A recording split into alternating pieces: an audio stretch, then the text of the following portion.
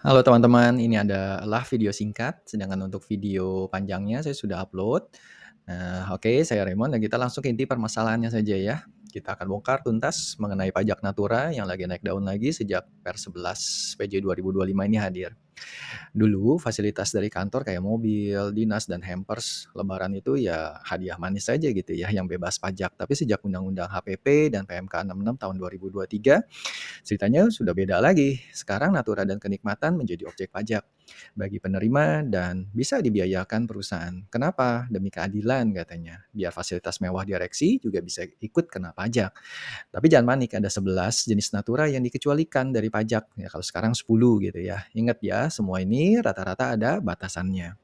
Nah, kemudian contoh seperti untuk bingkisan hari raya gitu ya, bingkisan hari raya keagamaan. Nah, bebas pajak asal untuk semua karyawan. Syaratnya itu untuk semua karyawan dan isinya adalah makanan dan minuman. Kalau ada batasan nilai rupiahnya itu tidak ada. Yang kedua yaitu hadiah selain diberikan di hari raya keagamaan.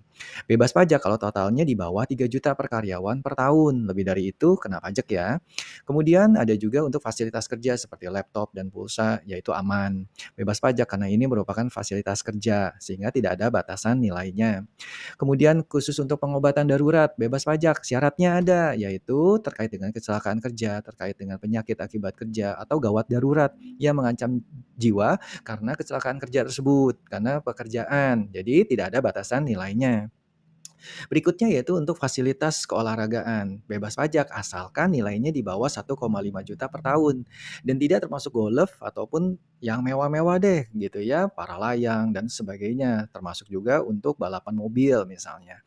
Kemudian ada juga untuk fasilitas tempat tinggal yang bersifat komunal, bareng-bareng, tinggal bareng-bareng seperti mes dan sebagainya, itu tidak ada batasannya. Lalu berikutnya, bagaimana dengan fasilitas tinggal tetapi hanya dimiliki atau dinikmati oleh perorangan? Maka itu pun dibebaskan jika nilainya di bawah 2 juta per bulan.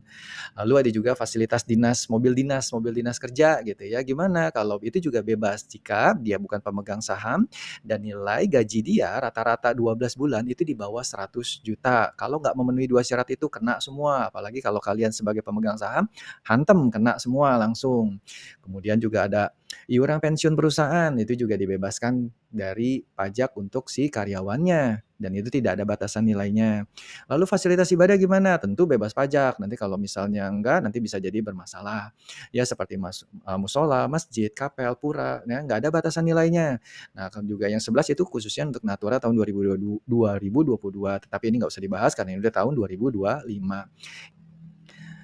Sebagai penutup, aku hanya pengen bilang bahwa kalau kalian punya pertanyaan, taruh aja di kolom komentar. Sebisa mungkin aku akan bantu jawab. Jangan lupa subscribe, karena ketika kalian sudah subscribe, pertanyaan kalian akan jadi prioritas aku untuk aku jawab. Dan jangan lupa untuk share dan juga komen ataupun mungkin like, karena itu akan jadi semangat untuk saya. See you, bye-bye, thank you.